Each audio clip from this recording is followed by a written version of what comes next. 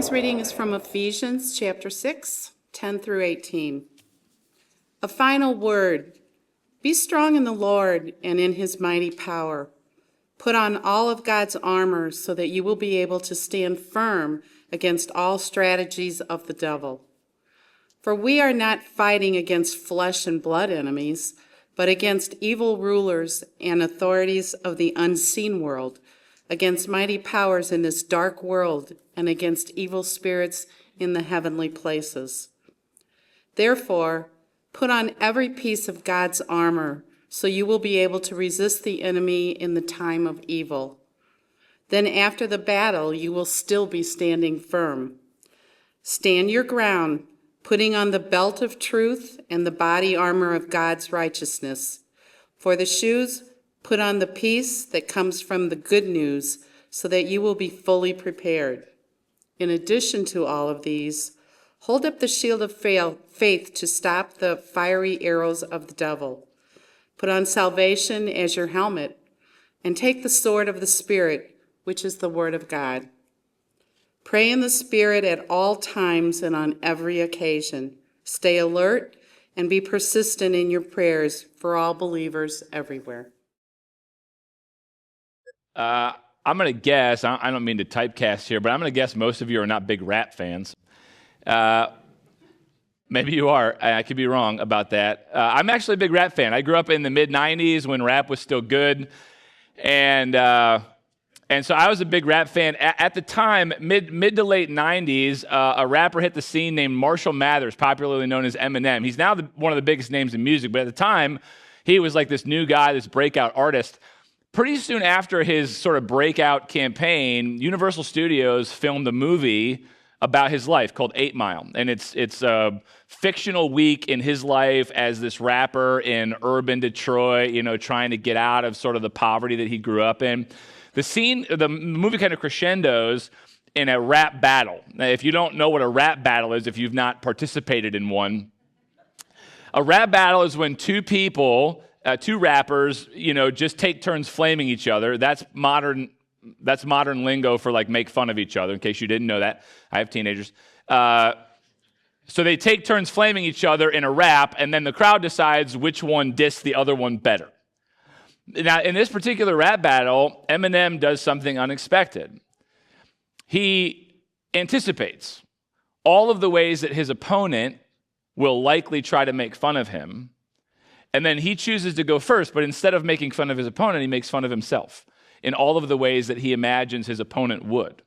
So when he gets done, his opponent has nothing to say, has no ammunition, literally can't rap about anything. Eminem drops the mic, walks off the stage, and wins the battle. This is the last week of a series that I'm calling Gods of this Age. If you haven't been here, we've been talking about that the Christian life, what we call salvation, is just participating in the life of God. Right? It's participating, it's union with God. Right? God is love, creates you in love, and life, salvation, what it means to be a saved person is to just live in a relationship of love with God that is expressed in your love for other people. That's all it is. It's something that God has made possible through Christ in the present age, so we can start living that life now, and one that will live perfectly in the age to come. But doing it in this life, like participating in the life of God now, in this age, is contested. It's not a given. And it's being contested by what I call the gods of this age. And the way I've defined this is very real evil spiritual forces that operate in and through the political and economic structures of the world. First, to seduce us, right? To trick us into believing things about life and where it's found. And having seduced us, second, to demand our loyalty, right? To compromise our allegiance. I've mentioned advertising several times in this series. I actually was targeted by a product this week that I think actually has some merit. So I want you to check this out. Are demons keeping you from liberty and happiness? Well, it's nothing to be ashamed of. The wicked often prey on the righteous. Demon Guard is an easy-to-wear adhesive bandage that provides 24-hour protection from all dark entities. It's as simple as putting on a Band-Aid. Each patch secretes holy water and minerals harvested from the Jordan River and the Sea of Galilee and is blessed by an ordained minister so you can walk your path in divine comfort. Don't let demons control your thoughts, actions, and deeds. Order Demon Guard now. So there you go. Check out Demon Guard. I don't think that's a real product. I haven't tried it yet. I'm thinking about it. What really sold me was that the holy water from the Jordan River and like minerals from that. I thought that was a nice touch. I want to end this series with a kind of caution. All of this talk of spiritual battle, spiritual warfare, right, can be potentially problematic for Christians. And I want to, before I wrap up a series like this, I want to make sure that we talk about it. So on the one hand, if you are fighting a battle, you need to be able to call evil evil. You got to be able to distinguish between what is good and what is evil. And actually, this is one of the most significant values of being a religious person in contemporary American culture, especially a Christian. Like, general culture really struggles to equip people to be able to distinguish between good and evil, at least with any kind of clear or consistent rationale. If you think about the world that you live in, right, sort of outside of the faith community, at least from my observation, you get one of two things. You either get a kind of destructive permissiveness, where it's like everything's allowed, anything goes, or you get a weird kind of Puritanism where everything is super, like, hyper scrutinized. So I live in a world where, let's say on the sexual arena, everything is licit short of rape, but a commencement speaker can't go to a college and talk about AI without being booed off stage and then socially canceled. But that's how kind of weird the world is in terms of the general culture's ability to equip you to go, like, what's good or bad? What's right? What's wrong? What's moral? What's immoral? What's licit? What's illicit? General culture really struggles to do that.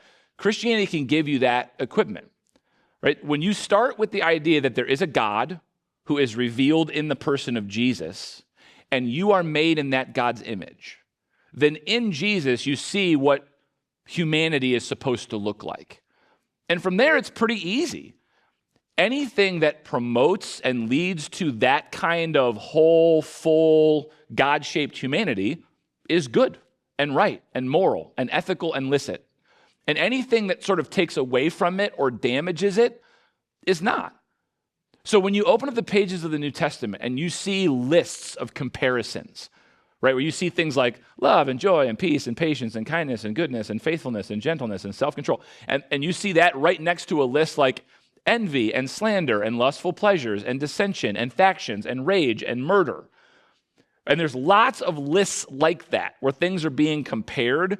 It isn't the New Testament's way of saying, God has rules and you need to follow those rules because, God needs to follow those rules. The idea is that you have a God-shaped humanity, and there are certain things that are consistent with that nature, like love and joy and peace and patience, and there are certain things that are not consistent with that nature. So anything that helps promote that kind of God-shaped humanity that looks like Jesus is good, and it's right, and it's moral. And anything that takes away from it or damages it in some way is not. Christianity gives you the tools and the equipment to be able to look out into the world and go, that's not okay. And I know why it's not okay, which is always a great question for any person to ask. What makes a wrong thing wrong? From the Christian perspective is you have a God-shaped humanity. If something is said to be wrong, it's probably because it's damaging to your God-shaped humanity. Okay? Now, here's the underside to that. The second you are able to look out into the world and go, okay, that's good, that's bad, that's moral, that's immoral, that's right, that's wrong, that can easily tip into calling the people who do these things by those same names. Because it's people who do the stuff, right? Whatever is out there in the world that you would look at and say, well, that's bad, that's immoral, that's wrong, it's usually people who are doing them. So instead of looking at people who do these things and saying, that person did an evil thing, what is very common for us to do is to say that person is evil, as in their whole person. They are completely and utterly and totally spiritually corrupt. Nothing good lives in them.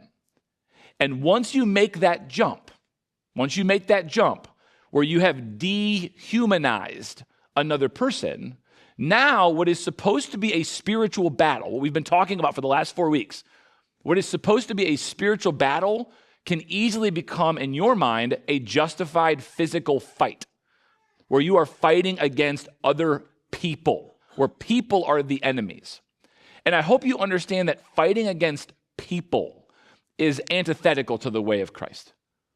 Someone who told us to love our enemies, to pray for those who persecute us, to turn the other cheek, and then modeled that way in his own life. And Paul here in the passage you heard this morning reinforces the same idea. He affirms what we've been talking about for the last 4 weeks. You are in a spiritual battle. That is a real thing. Every day that you get up, your effort to try to participate in the life of God, it is contested. Okay, there is an actual battle going on. But notice he's very clear. He wants to clarify for his listeners in Ephesus, just so they don't get the wrong idea. He says, our enemy is not flesh and blood. We are not fighting against people here. So in all of our spiritual battles, spiritual warfare language, we want to be real clear.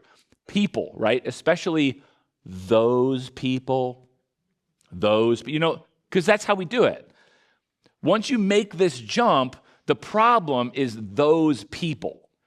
And then the next step is like, well, gosh, if we could just get rid of those people, then, we could build an actual just and right society. And so Paul here is cautioning against that. Our enemy is not flesh and blood. He reminds us, what does he say our enemy is? He says our enemies, we're not fighting against flesh and blood enemies, but against evil rulers and authorities of the unseen world, against mighty powers in this dark world, and against evil spirits in the heavenly places, which is exactly what we've been talking about for the last 4 weeks.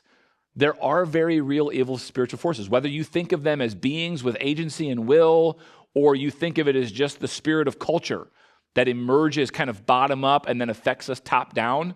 We are in a spiritual battle, but for the Christian person, that spiritual battle against spiritual forces should not tip into a fight against people. Now, that does not mean we do not hold people accountable. And actually, what I'm sharing with you this morning, I think it helps you to do this, because in my experience, a lot of Christians struggle with this. They look at the life of Jesus and they're taught about grace and they're taught about turning the other cheek and praying for their enemies. And something we struggle with is like, so what? Like, we're just let people do whatever they want? Like, people are just allowed to get away with stuff? And of course, that's not true. But once if you're not able to name what is evil, and if you don't then approach people in a particular way, in our need to hold people accountable, that's what actually fuels a kind of physical fight against people. How should you think about people in this spiritual battle? Because people are the ones who do the things. Well, I'm going to encourage you to think about them the way that I think Jesus thought about them. Possessed. How did Jesus think about his accusers, his executioners? Right? He said, Father, forgive them. They don't know what they're doing. From Jesus' perspective, these people were captive. They were being controlled by forces that they could not recognize and did not have the resources to combat. And I think his take on them is a good take on us and a great way for us to have a take on other people. Again, regardless of how you think about evil spiritual forces, they are acting on us all the time. And in ways that we may not even be perceptive, we are all to some degree possessed, held captive by. Certainly some more than others, but there's no way that you live in this world, and as you sit in this room right now, you are not possessed by evil spiritual forces in some way. No chance. That is absolutely true, just as it is true of me. We are all held captive to some degree. So when we look out into the world and we look at other people, rather than saying that person is evil, as in totally spiritually corrupt, nothing good lives in them, they're worthless. We can look at them and we can say they do that which is evil because they are possessed. They are possessed by evil that they do not recognize, and they lack the resources to fight against. And to some degree, this is true for all of us. One of the reasons that you engage in sin is because you lack the spiritual perception and sensitivity to see just how destructive it is. You're not able to look out into the world and see the kind of spiritual ripple effects that your sin has. To the degree that you flirt with sin in your life, it's because you think you can get away with it and it's not actually doing any damage. That's never true. It's always doing damage, if only to you. But if it does damage to you, it also does damage to all other people that you are connected to because it did damage to you, because you are now different. I've said many times, if I had the spiritual insight where I could look out into the world and I could fully see and appreciate just how damaging my sin is to people, I'd stop doing it. I think in that moment of spiritual clarity, it would lose its appeal. One of the reasons that we sin is because we don't see the damage that it does. Just in our finiteness, we're not capable of it. But we also, when you choose things that are bad, things that you should not choose, you are choosing them because you think they're approximate good. Nobody chooses evil for evil's sake. It's just that your spirit is upside down enough that you chose that because in the moment you thought it would produce approximate good. And that's true of all people. So I think when Jesus looks at people, that's kind of how he sees us. You guys are finite. You don't fully appreciate how destructive your sin actually is. Your spirits are kind of twisted up. So when you choose that which is bad, you choose it because you think it's a kind of proximate good. You really don't know what you're doing. And because you don't know what you're doing, Jesus had what I'll call a kind of compassionate accountability. It's not destructive permissiveness where you can just, everything goes and who cares and we're just not going to ever hold anybody accountable to anything. But it's also not a weird kind of Puritanism where you're just hyper scrutinizing everything. I think you're able to look out into the world and go, I know what a God-shaped humanity looks like. And so I'm able to say what is good because it promotes that and what is bad because it doesn't. And to the degree that you do those things, I can hold you accountable for those actions because we have to do that to live in any kind of an ordered society, but I can do it with compassion. There can be a compassionate accountability. You as a person are not my enemy. You did something you should not do that is not consistent with your nature because you are to some degree held captive. So seeing people as possessed is, I think, an essential tool, Christian tool, so that our spiritual battle does not tip into a physical fight, which is antithetical to the way of Christ. So with that kind of reframe, how do you fight? How do you engage the spiritual battle against these evil spiritual forces? I'm going to tell you three things. First, I think this is super important. The Christian battle against evil is defensive. It's not offensive. It's defensive. It's not offensive. It's like Eminem in the rap battle. It's like you don't go at someone, you defend yourself. And the way that Paul makes that clear in this text is he talks about armor. Now, we could spend time going through each piece of armor and what do they mean and why is it important and how do you put it on and how do you wear it. But we don't have to do any of that to know armor is defensive. The reason you put on armor is because you assume you're going to get shot at and you need to put stuff on to protect yourself. Even the seemingly offensive weapon, the sword, in the context of this passage, it's a defensive weapon. You're not stabbing with it as much as you're using it to, right, defend yourself. This Christian spiritual battle is defensive. It's not offensive. This has implications, and I'll talk about it in a second. But because it's defensive, not offensive, you fight it from a place of political and economic, I don't want to say helplessness, but not power, not positions of power. We fight our battle defensively from positions of humility, not from positions where we can control and dominate. And that'll become important in just a minute. But the Christian spiritual battle is defensive. And because it's defensive, how do you fight it? There's two things that Paul mentions, both of which I think are really important. One, he says, stay alert. Right? He says, pray in the Spirit at all times, be persistent in your prayers. Stay alert. Stay alert means, I hope, what you would think it means. It does not mean fearful. It does not mean cultivate a life of fear. It doesn't mean you're looking over your shoulder, right? It's just stay alert. Peter says something very similar, right? He says, stay alert, your enemy, the devil, prowls around like a roaring lion looking for someone to devour. So this Christian spiritual battle is defensive, not offensive. So you're not going on a lion hunt, right? Which is a song that I still listen to frequently. You're not going on a lion hunt, right? But you are aware that there are forces out there that are interested in a meal. And to be alert, it actually comes from two Greek words, one that means sober-minded, sober, like in control of your faculties, and then watchful, which it really means like just stay awake. Don't sleepwalk through life. Don't be naive, right? Don't sort of passively just go about your day just assuming everything's okay and nobody's acting on you. The assumption is somebody's acting on you pretty much all the time. Okay, so one is to stay alert, be awake. Don't sleepwalk through life. The second, and this is really why I used Eminem as an example, it's if you think of the enemy's tactic like setting a fire, if the Christian life is defensive, like our best thing is to like take oxygen away from the fire, right? That's what Eminem does against his opponent. Just take the fuel away and the thing burns itself out. And when it comes to the battle against evil spiritual forces, if what they're trying to do is first seduce you, so that once they've seduced you, they can demand your loyalty, you have to become someone who's less susceptible to being seduced, right? If the whole idea is they're trying to hijack your desires, you have to become the kind of person whose desires can't be easily hijacked. And the way that you do that, Paul says, is prayer, is to pray in the Spirit at all times, to be persistent in your prayer. And I want to be real clear here. This does not mean that you pray all day, God help me not be hijacked. God help me not be hijacked. God help me not be hijacked. I don't think that's what this means.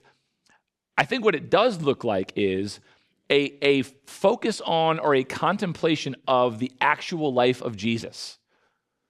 Because I think this is how people get seduced, is without that just kind of constant focus on the life of Jesus, it's so easy for forces to swoop in and say, hey, let me tell you what life is and where to find it.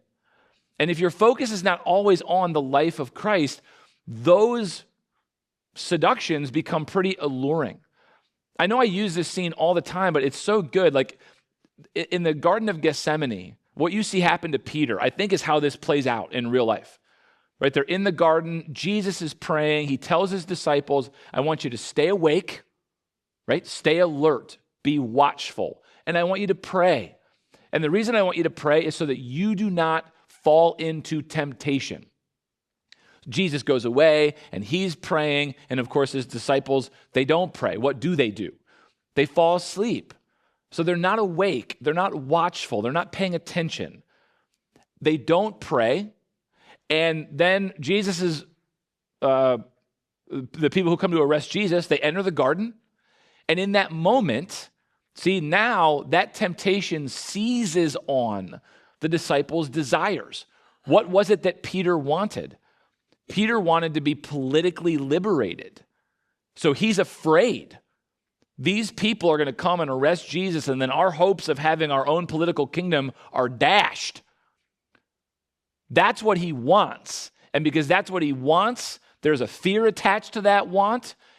And then what does he do? He picks up a sword and cuts a guy's ear off. So the spiritual battle became a physical fight right there, all because Peter did not stay awake and he did not pray. And by praying, I mean focus on the life of Jesus and what Jesus is actually doing. It wasn't that Peter was just sleeping in the garden. Peter had been sleeping the whole time. Had he been paying attention to what Jesus was telling him and what Jesus was modeling for him, he would have known this has nothing to do with establishing a political kingdom. And I don't even want that anymore, because what I want is what Jesus wants. And then he would not have had that desire connected to that fear, and he never would have picked that sword up. So when I talk about being alert and praying, I don't mean, log 3 or 4 hours every day just asking God to give you the strength to not fall into temptation. What I mean is be focused on the life of Jesus so that that's the life that you know about and it's the life that you want. So that when someone comes along and offers you an alternative, you'll be able to spot it right away. Because that's the thing. It's never going to come from the source that you think it's going to come from. It's going to come from sources you don't think it's going to come from. I'll give you an example that I think is sort of a troubling development in American Christianity right now. Right? There are a lot of Christian leaders who are teaching their people that, hey, we live in a world, it's shipwrecked, it's gone south, it's sinking fast, evil people are in charge of stuff.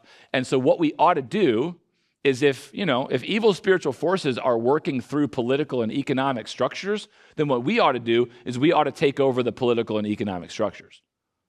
Because if we take over the political and economic structures, then we can call the shots. And then we can demand what we want. And just like they're forcing us to do stuff, we can force them to do stuff. And because that's coming from Christian leaders, Christian people just kind of passively eat it up. They don't recognize that that too is a source of seduction. Someone in a position of Christian authority has accepted a tactic that has nothing to do with, this is one of the temptations that Jesus faces down. Satan literally says, I will give you control over all the kingdoms of the world. You can be in charge of all of the political and economic structures of the world, and then you can shape it the way you want it, and you can just make people do the things that you want to do. And Jesus says, no, that's not how I'm doing things. And as Christian people, that's not how we do things.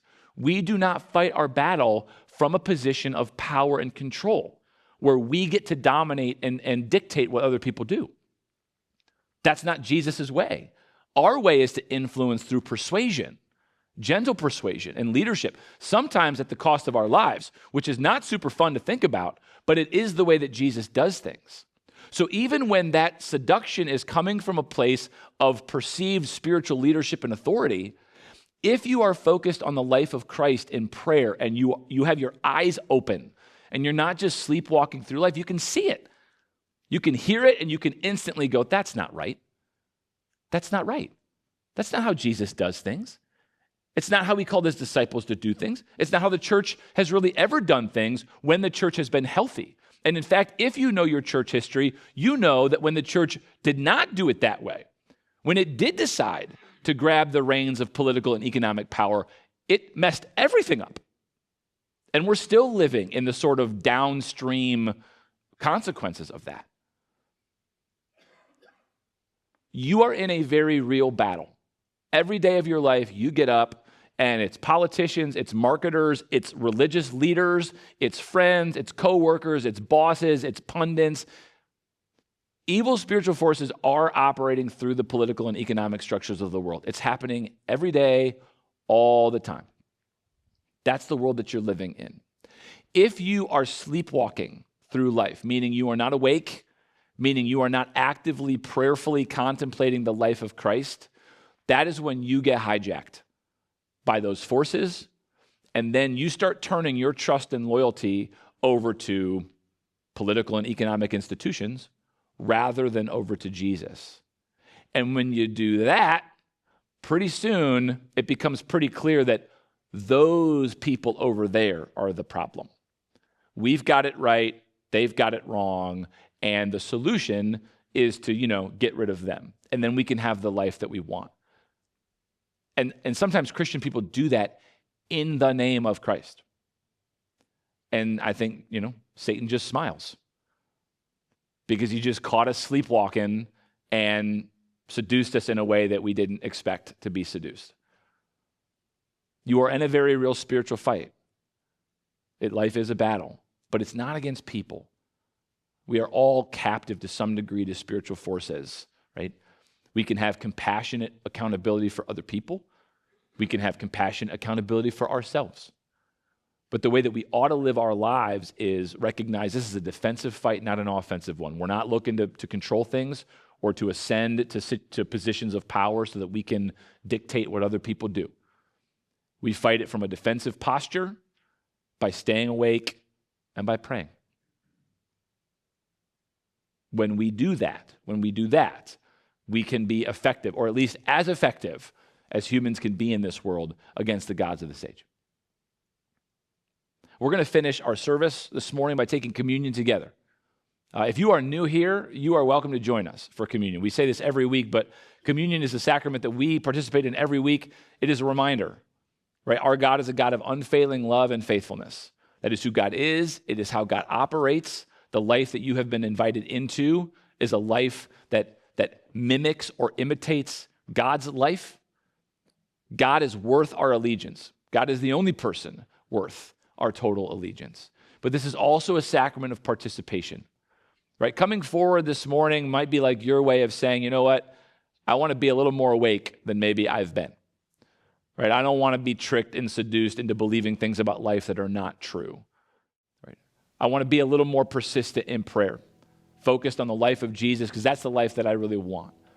If that's where you are, then I invite you to come forward and be a part of the church and take communion with us. In just a minute, I'll invite us all to stand if you're able. We dismiss starting in the back rows, so you'll come down the center aisle. We will have communion distributors on both sides of the stage. They will say to you, the body and blood of Christ. I invite you to respond, amen. And then you'll take a prepackaged communion cup from them, has a wafer and some juice in it. There is a gluten-free option there if you need that. But you'll take that cup back to your seat using the side aisles, and then you can take those elements during this last song as you feel led. I'll come up in a couple minutes, and I'll close our service. So stand with me if you're able. Let me pray, and then I invite you to come forward. God, we do recognize that we are in a spiritual battle, but we thank you that you are with us, that you give us your Spirit, that you enable us in the Spirit to distinguish between good and evil. Continue to caution us against fighting against people. But I pray that we would wage an appropriate battle, that we'd stay awake, that we'd be persistent in our prayer, that we'd stay in that position of defense and not try to control things. We trust you to do a good work in us and in the church and through us as we live faithfully with you in the world, in the lives of other people as well. Bless us as we come to the table this morning. In Jesus' name we pray. Amen.